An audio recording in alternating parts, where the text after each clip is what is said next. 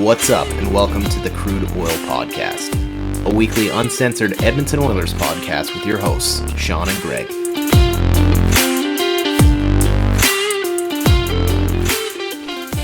Okay, take two. I gotta take a different start to the podcast. I was too excited.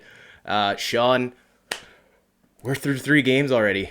How are you feeling? Well, obviously, I'm feeling pretty good. It's pretty accurate. It's been kind of a roller coaster, to say the least. That's Edmonton Oilers hockey for you. Well, and these two teams just seem to love to match up and put up the most like roller coaster of emotion kind of hockey games. Well, it seems like every game there's something weird happening or some like crazy thing that you don't see very often in games. Well, yeah, last night's game was a 4-1 game, but it felt way more emotionally high than that. Like, we'll get into that, but my adrenaline has never been higher. Well, I'm down on the adrenaline now, but like I think it was like 2 hours after the game, I was like, I'm not going to sleep tonight. And then all the drinks caught up with me and I crashed super hard. Yeah, I have a feeling you and a lot of Oilers fans are feeling the exact same way. It's a happy hangover today, which is great. This is 2 episodes in a row you're playing guilty. I blame the Oilers. Okay, that's fair. It's a hockey game. I'm going to drink. If it's a weekend game, I'm going to be drinking. Like, it sucks, but it's true. Yeah, well, you got to do what you got to do. Let's dive into this first 3 games of this series. It's been all over the place. I know we want to get to game 3 and talk about what happened last night, but we have to go back and discuss a bunch of different things that happened over the course of the past week. Before we get into that, I just wanted to let everybody know, just follow us or subscribe to us on whatever you're listening to. Drop comments, let us know what you think, anything like that, and feel free to hit up our mailbag. You can just message us on Twitter or leave comments on YouTube just with questions, and we'll cover them on the podcast. Yeah, every fucking time I forget this, so I appreciate. This is why there's 2 people running this show. I'm the plug master. Oh my god, thank you, Sean. We'll jump into game 1. I'm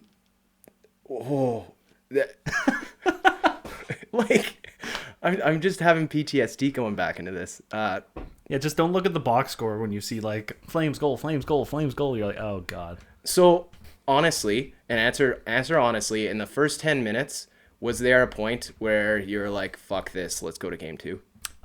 Pretty much after the second goal, I think. Yeah. I was watching with my cousin and I was sitting there and I was like, you know what? Like, I'm not even mad. I'm just going to go through this and it's just funny.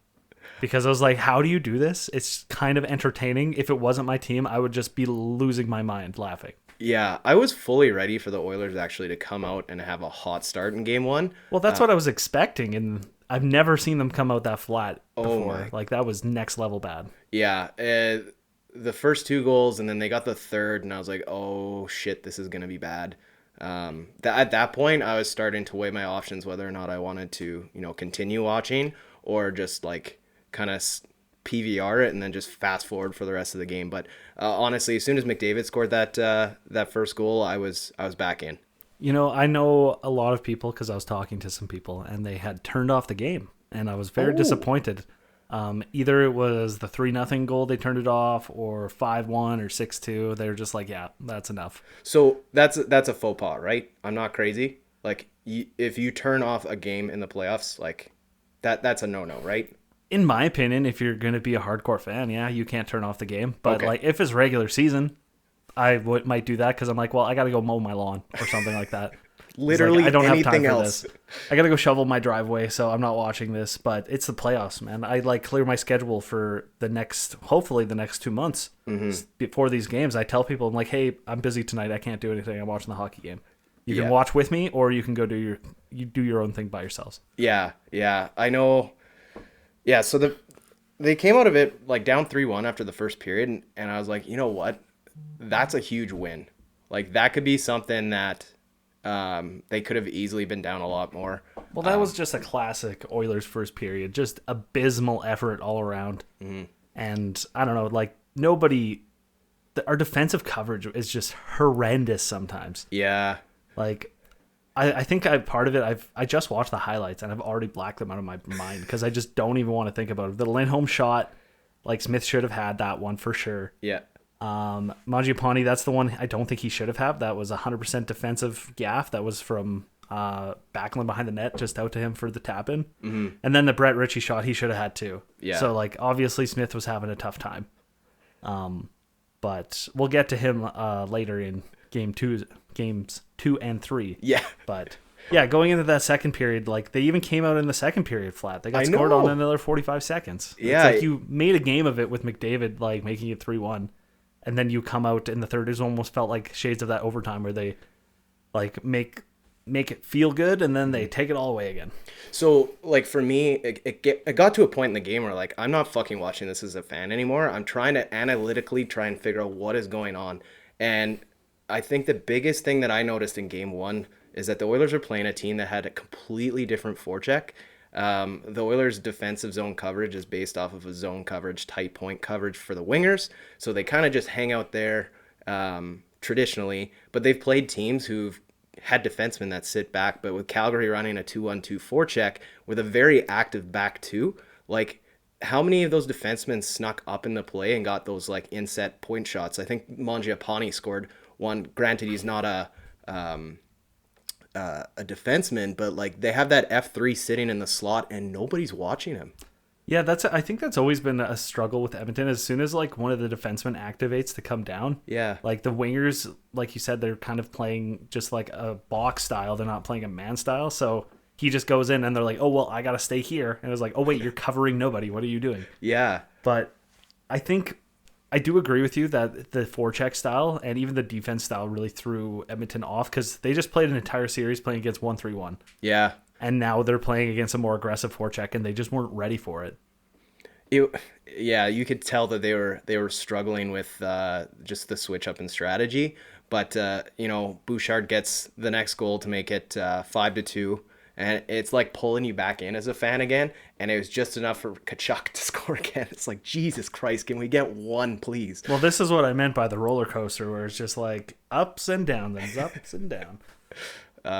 Yeah, so after the Tkachuk goals, when we started to see the kind of the TSN turning point, I don't know if there was a single point in time, but you started to see some players step up and kind of will their way forward. I mean, look at Zach Hyman. Just 2 goals back-to-back for him that were, like, just put it on net kind of goals. Like, I was shocked that those went in, to be honest with you. Well, the first one, I think it probably shouldn't have went in because he got a piece of it, Markstrom. But it just went in. It was kind of like some of Smith's goals where he was getting a piece of it, but it just kept going and went in. They just weren't getting all of their shots. That is one thing I'll say is that both defensively and goaltending wise, that was one of the worst efforts I've seen from both teams. Well, I get the crowd trying to get on Smith and the Bronx cheers that they're throwing every time he makes like a fucking save. But Calgary, your goalie had a .786 save percentage in game 1. Yeah, somehow Smith getting pulled, he had like one of the best save percentages in the game. Yeah. He was like the best goalie out of the 3, even though he only played for like 6 minutes. I kind of feel for Koskinen, but I kind of don't. Well, he got thrown into the fire there, to say the least, and he just he never has had that clutch ability. I will say he has had some good games, and he's a solid backup, but he just hasn't had that in him to pull them into the game. And for a while, I was like, okay, they're gonna do it, and then I think it was that Anderson goal, the backbreaker after they tied it 6-6. Yes. That one, like if he would have made that save, they could have stayed in that game. But what could he do? I think you nailed it with the heartbreaker aspect to that. As soon as he scored, he just felt like the wind come out of the sails, and anything that they built from momentum moving forward was just gone from there. Well, it was a minute and a half too after they tied it. Yeah, and then Tkachuk gets another one. 9 minutes into the period, and from that point I kind of knew we were gonna lose game 1. Man, that Tkachuk goal. Yeah, it's funny. I did learn from this game was that stupid coincidental penalties that you can choose who comes out of the box, and everybody was losing their minds because apparently it's a rule that nobody knows about, really. Yeah, I get it. I get it's a rule, but can we fucking acknowledge how stupid that penalty or that rule is? No, it's really stupid. Like, if they were all in the same second, like they all took them like a 3-way scrum and they all took them, sure. Yeah. But it's like Kachuk's penalty was first, and then the other two took a penalty. So I feel like they're completely separate events, and you shouldn't be able to do that. Yeah, you're essentially getting someone else to pay someone else's crime. Like, it doesn't make sense at all. I wholeheartedly disagree with the rule. I know I was being a little bit sarcastic when we were getting coincidentals later in the series, but I mean, fucking whatever. At that point, it was a 2-goal cushion, and it just You know, it was kind of funny too, because on that same play, I was talking to a lot of people on like different message boards and stuff. Sure. A lot of people didn't know about like the offside rule, where if you take it back into your own zone, it's considered not offside. So a lot of them were confused because Draisaitl played it out, Right. and it hit Puljujarvi's skate and then went back in, Right. which is Yeah. apparently considered taking it back into your zone, which personally I think is bullshit, because it should have to be a controlled like possession and then you carry it back into your own zone. It shouldn't be a random bounce out of the like off your own player and back in. That's really stupid. Yeah, I honestly, I wasn't even paying attention to the offside potential right there. I just, my head was so absorbed with like why the fuck Kachuk is on the ice, and then yeah, just My brain was screaming that's offside when I watched it, and then I watched the highlight and I was like, oh, I guess it's not. And then afterwards I'm sitting there, I'm like, but it should be. Like, that's so fucking stupid. It's such a stupid rule. Well, so when they scored, they showed Kane. It was Kane in the box, right? Yeah. Yes. So they showed Kane shaking his head, and that's when I clued in. I was like, wait, what the fuck? As Shillington's smiling like Yeah. a gremlin in there. But I don't know. At that point, to me, I kind of knew it was over. So the Oilers dropped the first game in unbelievable fashion, 9-6, really throwing it back and making up for those 30 years. But any overall takeaways from game one? I think as Edmonton, like, I think everybody agrees that they should throw the tape away. And the only takeaways that they need to know is they need to play better defensively. Like, they need better coverage. They need better goaltending. And I think the biggest takeaway is that Markstrom's beatable. Oh, and yeah. that they can come back. They came back from a 4-goal deficit to tie that game. And I think they did take that to heart. Yeah. Which is really, really important going into game 2. Well, the only other thing that I had taken away, and I kind of alluded on our Twitter account, it kind of stood out, is McDavid led the team in hits. And it's not only that McDavid led the hits, because he's playing a more physical game. And everybody wants to see that, too. They're like, yeah, lead by example. That's great. But Cassian played 11 minutes and didn't register a single hit. Well, it's not like he was really even in the lineup for game 2 and 3 after that, likely because of that performance. I mean, Josh Archibald played 3 less minutes and had 4 hits. True. So I don't know. It was kind of a like you mentioned, just throw the tape away, move to game 2. But as we jump into that, I swear to God, I thought I was watching a replay of game 1, like the start to game 2. I couldn't believe it. You know, it was really funny. One of my buddies was sitting on his couch sending like Snapchats or whatever. Yeah. And he was like sitting down watching the game like 2 hours before it started. And I was busy. So I was like, wait, did I forget when the game started? Yeah. And he it was like a minute in and he took like a picture. He's like, it's 2-0 already. He's like, I can't believe it's happening again. And then I realized like, oh, it's fine. Like, he's just messing with everybody. And then I watched the game and realized maybe that wasn't a joke. And maybe he can see the future.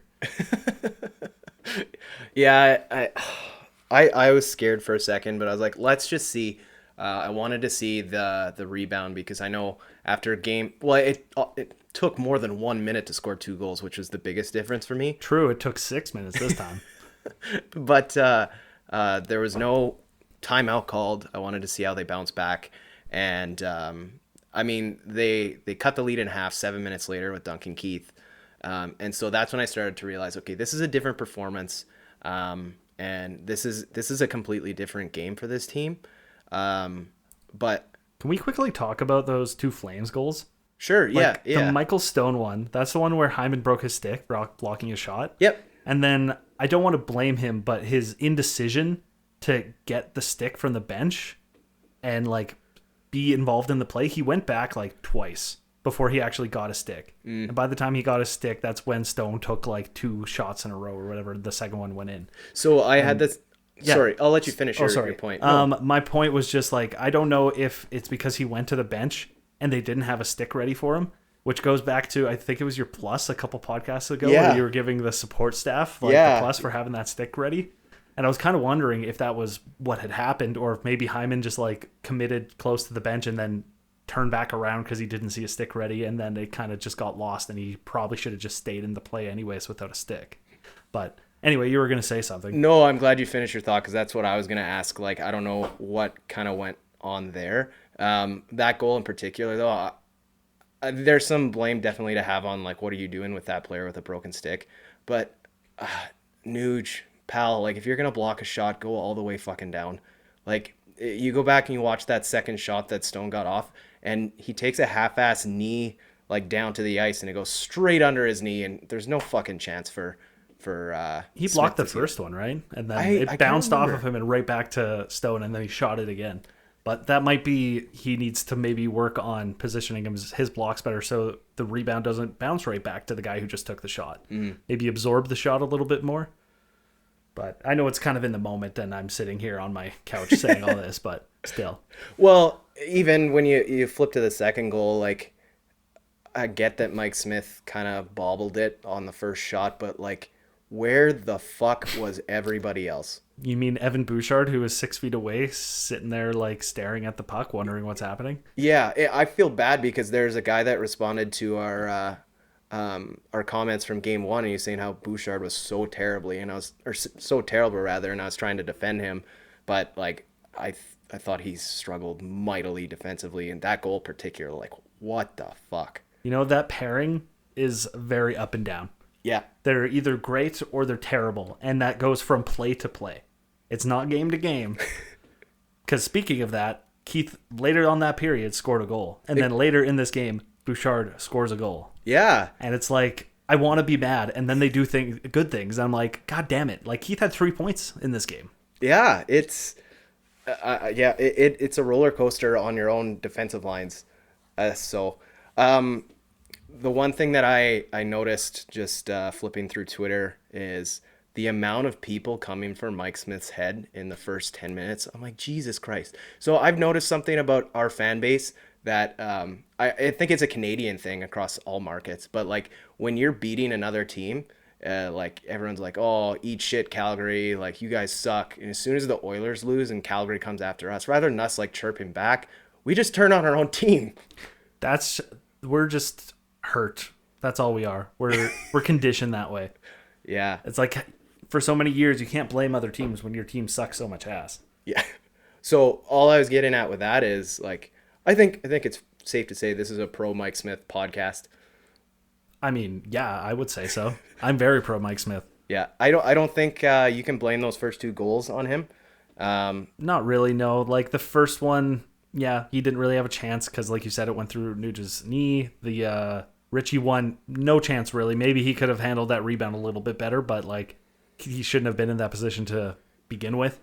And then I can't even remember the Tyler Toffoli goal. Oh wait, yes I do. Side of the net. Yeah, that was a Nurse breaking his stick, cross-checking a guy. Yeah. And then not having a stick and flailing around. Well, who was that? Was that Archibald that played the stick or whatever? It was Yamamoto. Yeah. So I was snapping when I first saw it. Screaming at him to hand him his stick, or?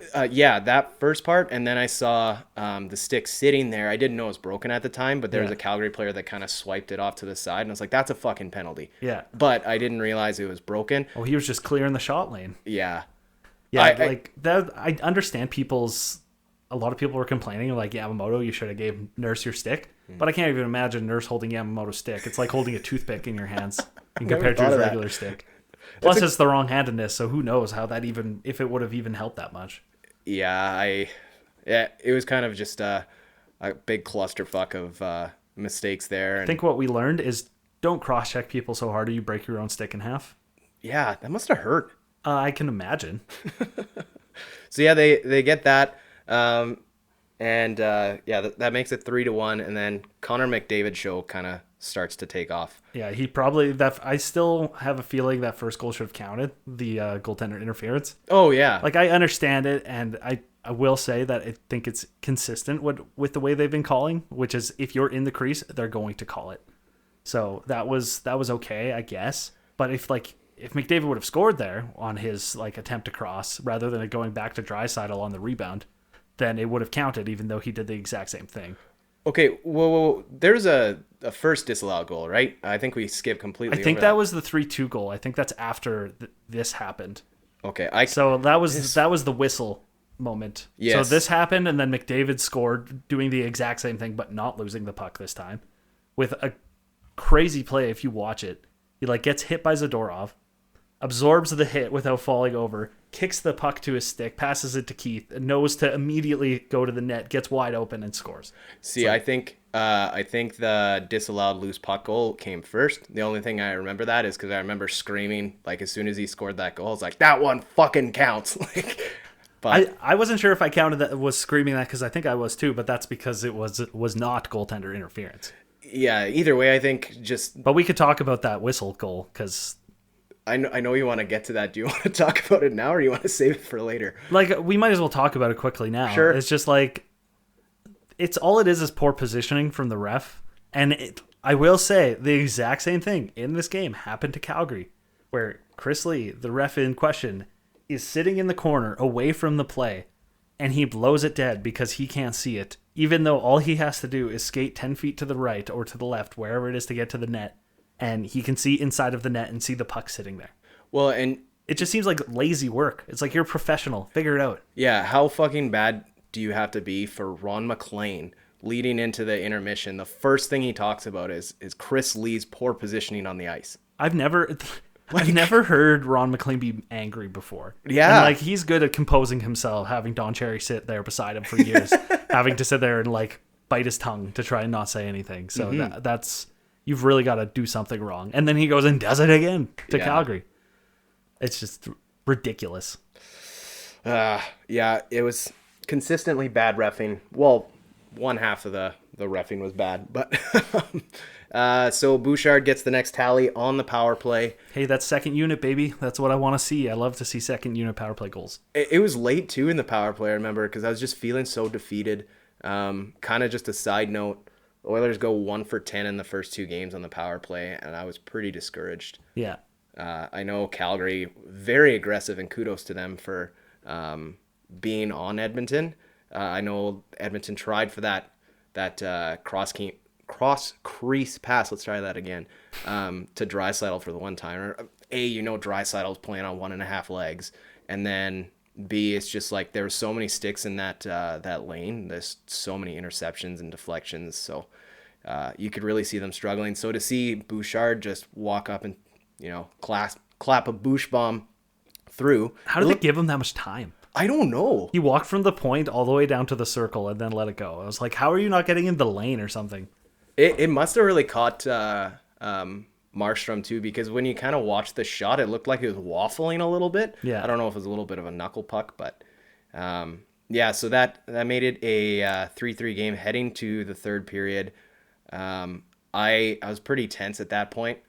I believe I was standing and refusing to sit because I didn't know what to do. Man, how many squats do you think we've done from getting up and off the couch in the last 2 weeks? Oh, so much. The amount of times I grab the arms of the chair I'm sitting in and I'm half standing as there's a breakaway or something. I'm like, oh no, let's sit back down.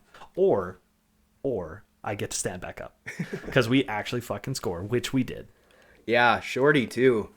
Zach Hyman got that breakaway. I just, there was something in me that knew it was going. At that point, yeah, back up on my feet. It's because Zach Hyman is clutch as fuck. No shit, hey? And at that point, I had a good feeling at that point. I was like, I think we can control this and kind of lock things down, even though I know we still had to go back to the penalty kill. But I think that was good. And then the wraparound, I don't know who set that off. Around the boards? Yeah, to send Draisaitl. That was Mike Smith. That's right. Yes, That's right. I specifically remember yelling at him for playing that puck and being like, get back in your net. We're up by 1. What are you doing? As it wraps around the board, misses every Calgary Flames player and Zadorov is slow as fuck and can't catch one-legged Draisaitl, which was... I wonder how much adrenaline Draisaitl was running on in that moment, where he just forgot he had an injury because he's like, I have a fucking breakaway. Here we go. I know. As soon as I saw him on a dash, I was like, oh, they're going to catch him. That's what I thought too. Yeah, he kept going, and then just a perfectly placed shot off the far post and in. Oh, the posts were being kind to Edmonton in this game. Hyman's bar down and then Draisaitl bar in on the left side. It's unreal. Yeah, so they lock it down and they tie up the series 1-1 heading back to Edmonton. Final thoughts on game 2, Sean? My only thoughts are that this team, I don't know, they can come back from behind. They learned it in game 1. They used it in game 2 when they were down 2-0 early. I think they weren't discouraged. And I will say in this game, even though they were down 2-0, they had an exponentially better first period. Not just in terms of like goals, like we were down 2-1 instead of 3-1, but just in terms of play in general. Like the shots, we were winning in shots after the first period, which potentially wasn't something I was going to say after that first game. I was like, we're going to just get shit on every first period because we don't know how to start a period. But they really took those lessons, I think, to heart that they learned in game 1. And number 1, like I mentioned earlier, Markstrom's beatable. Yeah, he does not look like himself. I would agree with those thoughts. I did feel like the Oilers kind of became a different team 10 minutes into the first period, and then it just kept getting better and better and better. So that brings us to game 3 on Sunday night in Edmonton. It was nice to play in a real NHL arena again and, you know, get some noise. We had Ben in the house, so you had already those good vibes rocking for the team. I think from Jump Street, like the Oilers came out, and I thought that was one of their better starts this playoff. I said specifically, because I was holding my tongue about halfway through the period, so I was watching with like my dad and a bunch of people, and I was holding my tongue because the whole time I was like, this is the best period we've had so far, like first period bar none. But I was holding my tongue because I was like, I don't want to get scored on the second I say that. So as soon as the period ended, I turned around and I was like, that was the best period we've had so far. It just safe. Like it's over. Blurted it out at the top of my lungs. Yeah, it was completely different. Like the Oilers did everything right except score. But even after that first period, what do they have in shots after the first period? It was something 21-7. Yeah. Which is unbelievable for them, honestly. Like if I was Edmonton, like I would be slightly discouraged because they had such a good period and they didn't score, and they're like, oh no, is Markstrom returning to form? And then the second period brought that thought and fired that out of a cannon away from us. Yeah, exactly. You look at the first goal 52 seconds into the second period.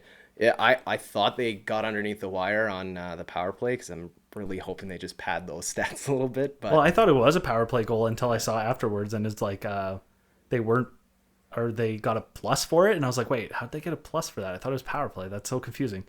Yeah. But yeah, they must have just slipped under it just afterwards with that top unit still out there. Yeah, diving into that goal in particular, when McDavid came up the wing and he dropped it back to Draisaitl, I know a lot of people will kind of like look for Draisaitl to shoot in that position, but just that little like 5 to 10 foot pass that he made off to Hyman was enough to allow like Markstrom to overcorrect himself. Yeah. And he's completely like out of line with the net. I thought and then that was Hyman sniped far side, right? So smart. So smart. Well, that's the thing. Even if he's on one leg, his hockey IQ is still off the charts. As many blind backhand passes he puts to nobody, like those passes that he makes are unbelievable. It's funny because I made a joke about how in game 1, Draisaitl, I think he was at probably his most hurt. But I was joking that we're kind of getting a look into him like playing at age 36. Like maybe doesn't have the speed, but he's still like, he's got the brain for it. Yeah, like a Joe Thornton out there. Yeah. But so that kind of started the roller coaster. Evander Kane, man. I think after these goals that are coming up here, Markstrom is going to be petrified by the thought of forehand backhand. Yes. Because the Draisaitl forehand backhand pass to Evander Kane forehand backhand goal, and then Kane forehand backhand goal, and I'm like, somebody's going to just not go to the backhand, and he's going to bite so hard because he's going to be expecting that now. Yeah. They're making him like overthink his play, I think. Oh, for sure. And I will say Calgary's defensive coverage has been horrendous. Like all I heard going into this series is Calgary's defense, unbelievable. Like they're going to just shut Edmonton right down. They're not going to be able to do anything. But if anything, I've seen like just holes in their lineup. Like I don't know what they're doing. Yeah, it felt like in game one, their gap control on the D was a lot tighter, and it seems like they're almost giving the Oilers credit to outskill them, so they increase that gap control. But it just gives the Oilers more opportunity to spread out. Well, you can't outskill McDavid and Draisaitl. That's Yeah. not even remotely possible. Yeah, Like maybe in the peak of his career, Johnny Gaudreau might be as good as rookie Draisaitl. ugh. Yeah, that's a decent take. I would take that all day. Like nobody would even consider like trying to outskill Edmonton. The only team I can think that would try would be like a Tampa or something like that, and hoping Kucherov and Stamkos and Point, who's hurt, so that doesn't matter, would try and like match Edmonton. So like if they're gonna play that game, they're going to lose. Yeah, yeah. So I just have two thoughts on two of those Kane goals. I think it's the second goal. They blur into third. one goal, and I can't even know. remember them now. Because I think Draisaitl set him up for the first one. I think it's the second one. But Tyson Barrie knocks a puck out of midair that wraps it up to McDavid when he picks it up. That might be the third goal, where he picks it up around the blue line. Yeah.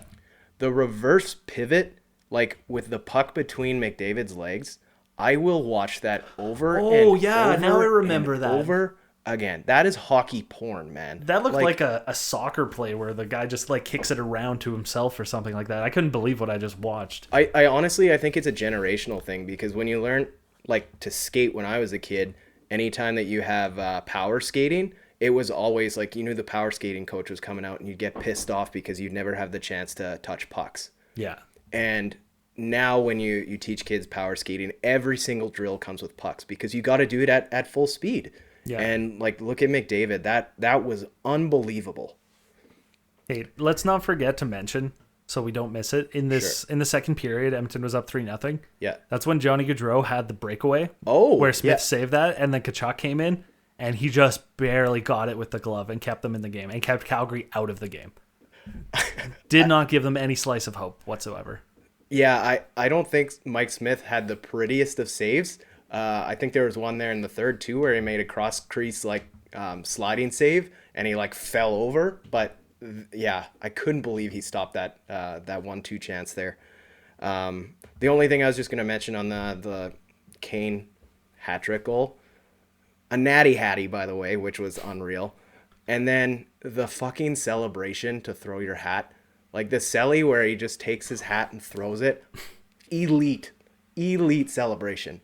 And then I wonder how McDavid felt about that. I don't think he was overly happy about the Game 7 thing in Game 6 there at the end against LA, but I wonder how they feel about the showboatiness of stuff like that. Well, I think he was okay with that, because if you watch them as they're cleaning up the hats and stuff, he goes over to talk to McDavid, and you can see him ask, when are you going to put one in? Yeah. Like, when are you going to get one? And he said, oh, it's coming. Like, oh, you could see a little bit of swagger. So it was nice to see them kind of gelling a little bit. What a pickup Kane has been. My God. 10 goals in 10 playoff games. Nobody would have predicted that. And we're paying him, what, like $2 million a year? Yeah. Like, cheap. where's that out of our other $2 million players? Cassian should have 20 goals in 10 games, like with the contract he's got. Yeah, that's fair. So we head to the third. Oilers continue pressure, but I think there's only one real thing we want to talk about here. I mean, it's the only thing that really happened in that third period. Edmonton kind of played on their heels, which I wasn't a huge fan of. Mm-hmm. And we're kind of giving Calgary a bit of a chance, which was annoying. But then the probably now infamous Lucic destroying Mike Smith. Yeah. But he let up, so it's fine. Don't worry about it. You heard Daryl Sutter's comments after the game? Yeah. Yeah. I think as soon as he said that, he immediately regretted what he said. Well, I would hope so. Oh man, there's like sometimes it sucks being put in the spotlight and like not being able to like think about your answer sometimes. Yeah. Like this, I'm gonna take this away out of this game for a second. I just watched this clip. They were interviewing St. Louis's coach Craig Berube before the game. Oh yes. And they asked him about like there's been a bunch of threats against Nazem Kadri and stuff. Yeah. And he, rather than say like that doesn't belong in the game, like anything, something simple like that, he's just like, no comment. It's just like, that was the easiest layup of all time, and you absolutely botch it. Yeah, but if you go and do a quick Google search of Craig Berube's past in Oh, yes. 1996, there's a little thing with Peter Worrell that might come up. So hopefully he's learned from that. But yeah, I know what you mean. Like, it sucks in the moment like that, but yeah.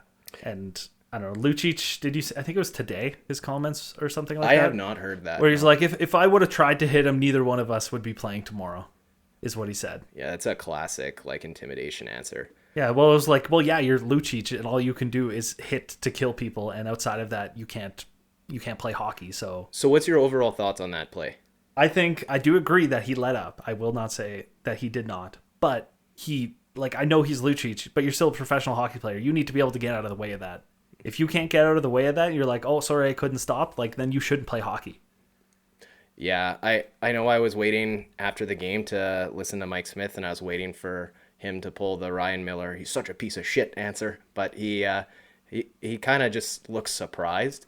So my initial thoughts when I first saw it, I was like, you could tell he's trying to slow up, because it didn't look like he pushed him, and so my initial thought is like, okay, is Mike Smith selling this a little bit? Yeah. But if you go back and rewatch it, and this is why my tune has changed, the first point of contact is actually like knee on ankle. Yeah.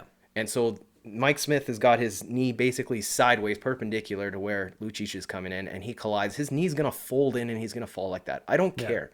I don't think there was embellishment there. Well, the funny part is, like, here's Smith with the puck. He's looking up the right boards, and he's going to play it that way. Mm-hmm. And he reverses it the other direction instead. If he would have carried forward with sending it up the right boards, he would have got absolutely demolished by Lucic, because that's where Lucic was going. So he was going for him the whole time. And honestly, Mike Smith probably saved himself by reversing the puck and not getting laid out as hard as he probably would have. Yeah. And you have to remember, like, that goalie equipment does not protect you, especially from the back when you go flying back first into the boards. Yeah, it's so easy to fall in goalie equipment. Like, it doesn't take anything to fall over. Well, exactly. Those skates have nothing on them. So, like, how's he supposed to even remotely stay up? And they're not trained to learn how to take a check or whatever into the boards. So, yeah, it was an absolute joke. Lucic should be embarrassed that he even remotely did that, but he knew exactly what he was doing. That was calculated. But his career is pretty much over at this point. Anyways, he only hasn't retired because he's getting paid a stupid amount of money because of Chiarelli. Exactly. I was having heart palpitations though when Smith's helmet flew off and everybody piled in, and I was like, oh yeah, my like, God. I hate that kind of stuff. Like, Archibald, like, good on Archibald for going after Lucic, who's like triple his size. But he needed to think in the moment and, like, make sure Smith's okay before you do anything. Yeah, just ragdolling him. And yeah, piles right on top. It's like Smith and then Lucic and then Archibald on top of him. It's like, I love seeing the box though afterwards, where like there was like 4 guys in each box. Mm-hmm. It's like, that's what I want to see from the team. If somebody runs your goal, you guys better all be fucking in there throwing. Did you hear the call with the ref when he everybody else roughing? It's too many to list. So I'll bring this thought because I got some texts from people asking, why the hell are they pulling Smith? Why the hell? What are your thoughts on the concussion protocol? Like, I heard Smith's post game where he was talking about it, where he's like, I get it, but I think players should have a say in it. And I'm like, well, the whole point of it is that if you're concussed, you don't have the mental capacity to know to pull yourself out of the game. So that's why it was implemented in the first place. Because no hockey player, even if they can barely know where they are besides the fact that they're at a hockey game, will take themselves out of the game because they have too much pride. It's just shitty because, like, you see it across all sports. You see it with like football players. They take one bad hit and they're having a hell of a game. They have to come up, same thing. Baseball, like, a pitcher's pitching a perfect game and then a fucking rain delay, so they could get pulled out. Like, there's too many interruptions. I get the purpose of it. It's one of those things that just fucking sucks. I mean, we still won. And, like, I honestly think Smith would have got the shutout if he stayed in the game, but he came back and was a little probably just rusty. Yeah. From not playing for 15 minutes. First shot you see is coming at your head. Yeah. Look, his flailing like that sometimes throws me off because I know he drops down early, so then if it's above him, he just, like, flails his hands both up in the air. Looks super weird. But, yeah, I think everybody agrees that was garbage. Mike Smith's amazing. Shades of WWE with him walking down that tunnel. Holy shit, someone synced up an announcer thing from the WWE to his return. Yeah. That was fucking electric. The fact that Jay Woodcroft called the timeout to buy him time to come out and get the ISO cam on him.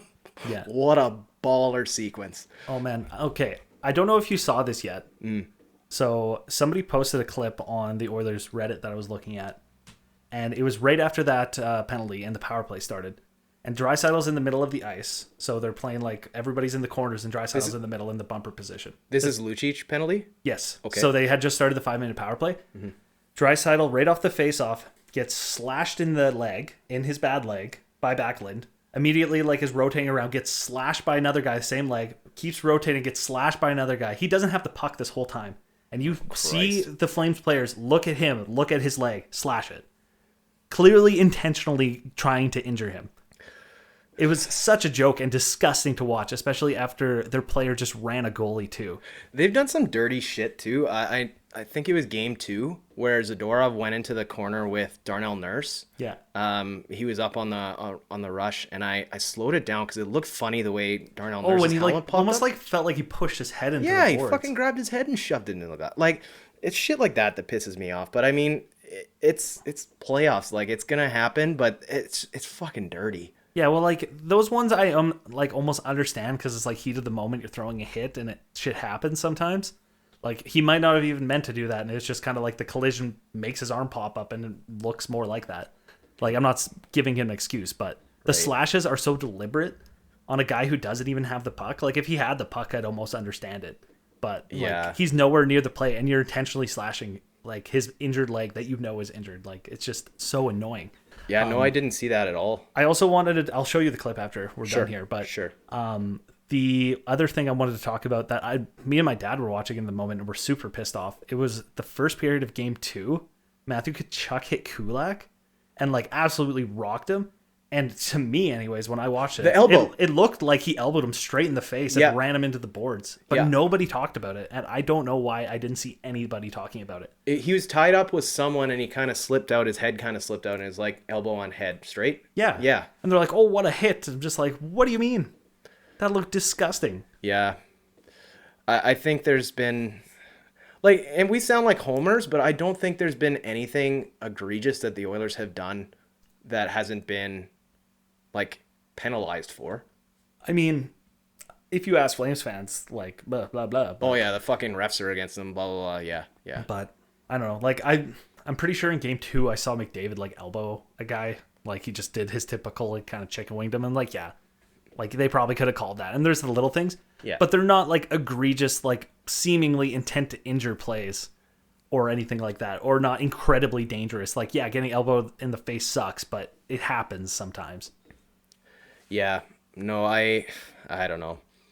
But the Flames obviously score that last goal in game 3, and the Oilers kind of lock it down. I had no problem with them not really pushing on the power play. I kind of figured the most important thing is that they kill 5 minutes off the clock. Yeah, I was excited for that. I was expecting more second unit time out there. Same, I wanted to see them out there for the full 5. Let's see what you boys can do. So any wrap-up thoughts after game 3? Love the first period. Is fantastic. That top line may be a little stacked, but if Calgary can't stop it, sucks to suck, I guess. Mm-hmm. And honestly, I don't think we mentioned it. I really like the top 3 line combos that they're running. Like McLeod, Yamamoto, and Fogle has been surprisingly effective. Like they haven't scored yet, obviously, but they've been really good. And that Nuge, Puljujarvi, Hyman line has been really good, which I kind of thought was surprising when I first saw that put together. I was like, we'll see. Like Yamo gets dumped down a little bit. Yeah, maybe like a third line that'd be okay. But like as a second line, I was a little meh. But they played really well. Mm-hmm. And still, like I think I listened to the post game. I listened to it this morning. They just recorded and posted online. And some guys were texting in about how much they hate Puljujarvi and how lost he was on that line, and they want to get rid of him. I'm just like, he didn't look that lost at all. I thought he was fine. He looked effective in his minutes that he played. I think the biggest aspect of that line too is like Nuge's pairings for wingers in the game 1 was shit, and I think you cap Nuge. It's not to shit on like Archibald and Ryan. That I think that's who he's playing with in game 1. Yeah. But like Nuge needs a type of player to play with. Well, he needs bigger players too. Like he can't play like the Archibald, Nuge, Ryan like, yes, Archibald likes to hit, but the average height of that line is like 5'9" or something like that. And like that, I think that's the reason why Yamamoto's not on that line right now, because they need a bigger body in Puljujarvi on that line. And then the next line down, they have a bigger body in Fogel, and even McLeod's pretty big too, playing with Yamamoto. Like, it's spreading. They're spreading the size more than they're doing anything else, I think. Yeah. The only additional thing that I had after Game 3 was just Matthew Tkachuk's comments about how he's letting one player beat them. They have one player that plays half the game. Yeah. Pal McDavid was 6th on the team in ice time. I think I read that comment, and my favorite thing was just like, yeah, Zach Hyman is really shredding you guys. No shit. Leading the team in ice time. Like, what can you do? You can't beat that. Yeah. Is it the guy that scored 3 goals against you, or is it also the guy that had 4 assists in Draisaitl? Like, how about Mike Smith, who had like 30 saves? exactly. Or was it Markstrom that you let beat you? Like, I don't know. Yeah, getting beat by your own goalie. I know how it feels, but Terrible response. yeah, that was abysmal. Like, yes, McDavid is playing extremely well, and he is probably the reason we're winning, but he's not the only reason we're winning. This is the most winning by committee I've seen this team do in a while. Yeah, it's a group effort for sure. So just moving into the look ahead here, they'll play Game 4 on Tuesday, 5 on, well, that would make it Thursday, and then if possible, Game 6 on Saturday. Do you have any quick keys to the Oilers' success here? I mean, first of all, we need to continue coming out strong. Like, that last Game 2, pretty solid. I know we were down 2-0, like I said, but we played well. Obviously, Game 3 was great. I think we should have probably been up like 3-0 after that first period. But Markstrom did keep them in it. And then, yeah, they need to start well. This team, like, they put themselves in the hole, and even if they can come back, they're just making it harder for themselves. Like, in this game where they scored 4 goals in the second period, like, they could have been down 3 goals and been only up 4-3 going into the third period. But they came out strong and weren't losing. Mm-hmm. I think you make a lot of good points there. The one thing, I know I made a big deal about the 11-7. Yeah. I do love it. Whatever's working, you got to ride the hot hand. The one thing that I'm kind of nervous about is, I don't know if you saw that, but like, I couldn't decipher whether or not Cody Ceci said, I feel it's broken, or I don't think it's broken. Oh, his hand? Yeah. Yeah, I think there's some concern about potentially whether or not his hand's broken, but I'm fairly confident regardless. As long as he can still shoot the puck and play it, and it looked like he was okay when he came back, I'm not too concerned about it. And I'll get into why I'm not too concerned about that in a minute. Okay. When we get to the plus-minus section. Because I've changed my plus in my mind, by the way. Okay, well, let's dive into it. We've been kind of discussing everything for the past 50 minutes here, so just want to jump into our plus-minus to wrap things up. As always, we'll start with the negatives. Sean, do you want to jump, or I can start? It doesn't matter. You can start. Yeah, I think. Yeah. Okay, we'll take a turn. We'll start with the minuses. I didn't really want to talk about this, but I know I mentioned the LA Kings fans and some people doing some shitty things, but this is kind of directed to both sides and kind of across, back to your point, what's going on with the Blues stuff towards Kadri. But like, there's some scumbags as fans out there, and there's some certain things that are going on in the playoffs. First off, the racial thing is the biggest thing for me. Like, that shit has gotta fucking stop it. Like, what the fuck is wrong with you? Well, you wouldn't hear, I don't think you'd hear any of this stuff out of like people toward Kadri, for example, if it wasn't Kadri. Yeah. But like, people are just horrible human beings. Yeah. You can't help that. The second thing is, so this, my minus is scumbag fans. It's kind of a blanket statement, but the second thing that I noticed is, I know that there was some stuff going on in Calgary after Game 1 with Oilers paraphernalia. I saw Oilers fans stomping on a Calgary towel, or I don't know if it was a jersey or what the fuck, but that shit has got to stop. Like, I'm a traditionalist. You should never be touching the logo. Jerseys should never hit the floor. You're the type of guy who walks in the dressing room and doesn't step on the logo in the middle? No fucking chance. It's sacred. It's just a tradition that it's fucking respect when it comes down to it. So if you want to be a scumbag and stop, there's got to be someone who sees that and you know, kind of steps up and says, hey, like, don't be an asshole. Pick that jersey up or pick that something up. Like, yeah, well, we can all be better as fans too. That's the fans that throw their jerseys on the ice and stuff like that. Like, yeah, they're not real fans. They're just there because they're I don't know, they're drunk idiots who just want to play in the atmosphere, and that's all it is. And to be perfectly honest, like, I don't consider them hockey fans or fans, period.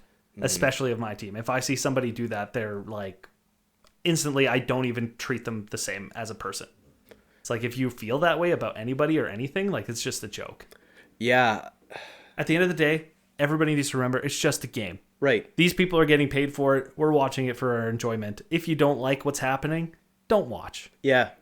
And just my last point before I get off my fucking pedestal, but there's that clip that's going out with that idiot in the elevator chirping. I think it was Backlund and Mangiapane. Yeah.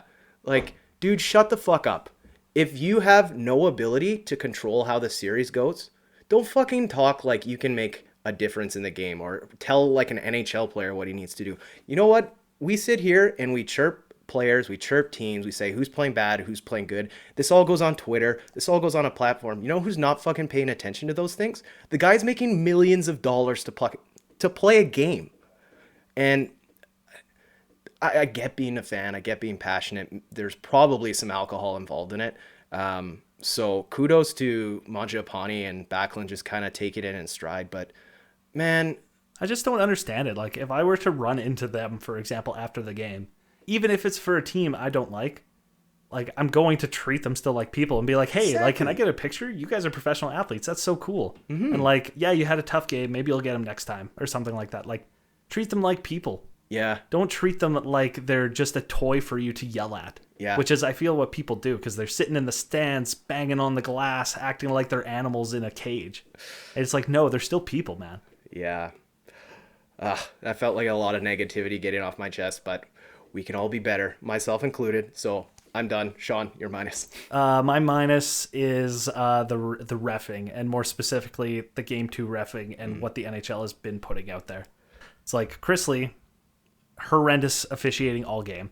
Like, early whistle blows on both of those goals. Like, Calgary fans and Oilers fans alike can be pissed off about it.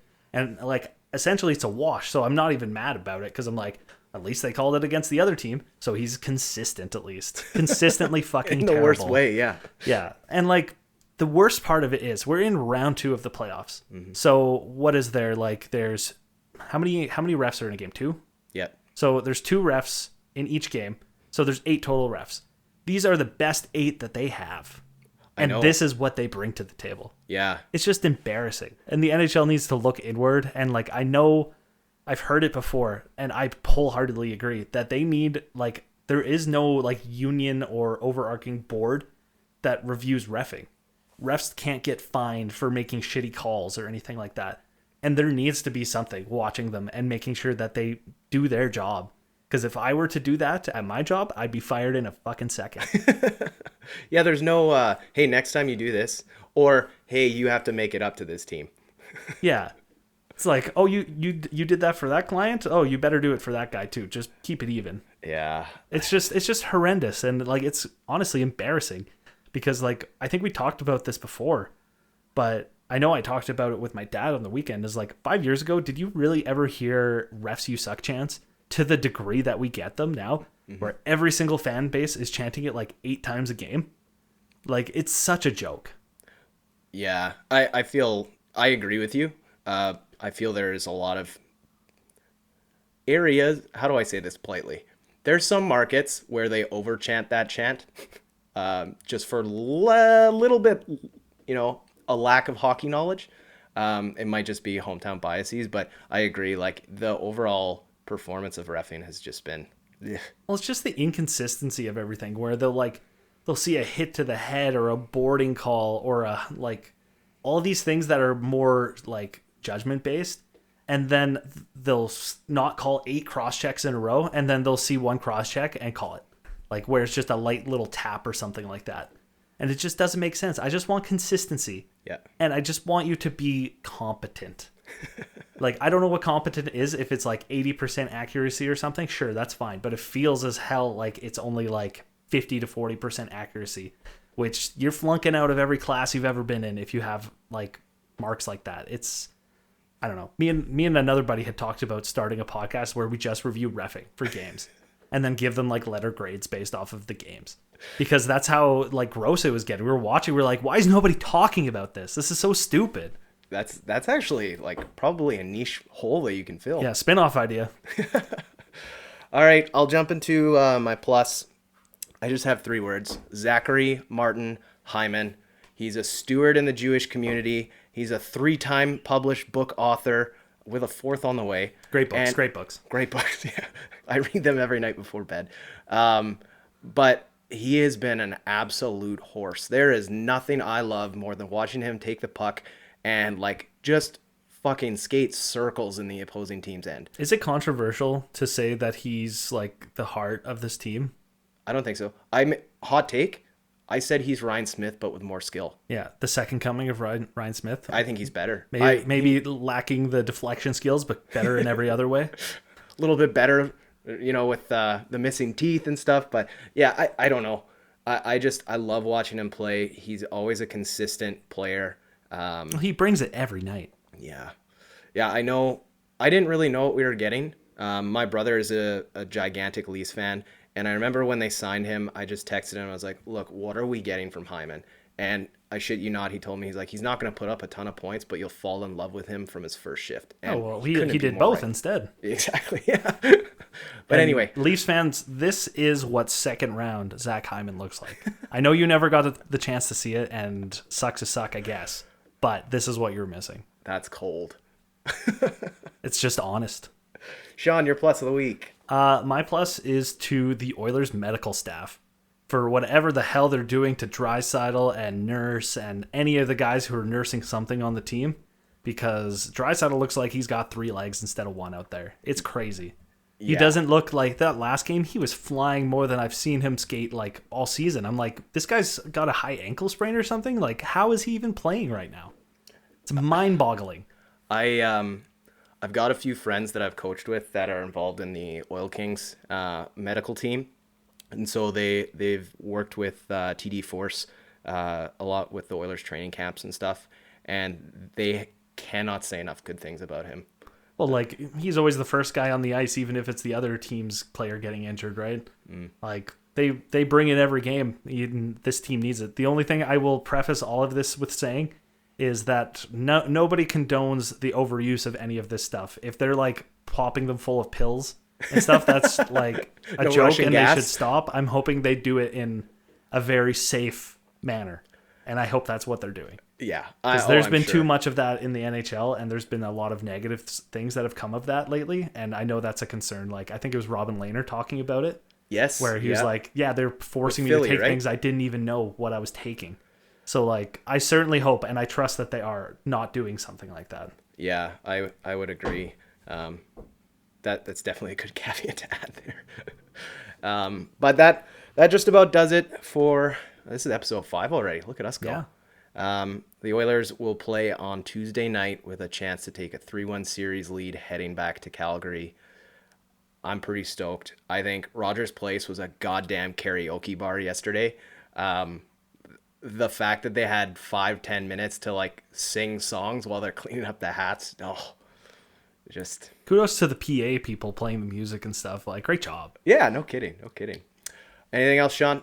Besides another quick plug that follow, subscribe, comment, whatever to all of our social media. Let us know if you have any questions. We'll toss it in the mailbag and talk about it on the next podcast. Yeah, no, that's a great point. We didn't have any questions for the mailbag, so no segment this week. But yeah, that just shows if you ask a question, you're getting it on the podcast. Absolutely. All right, Sean. Another week, another playoff game ahead.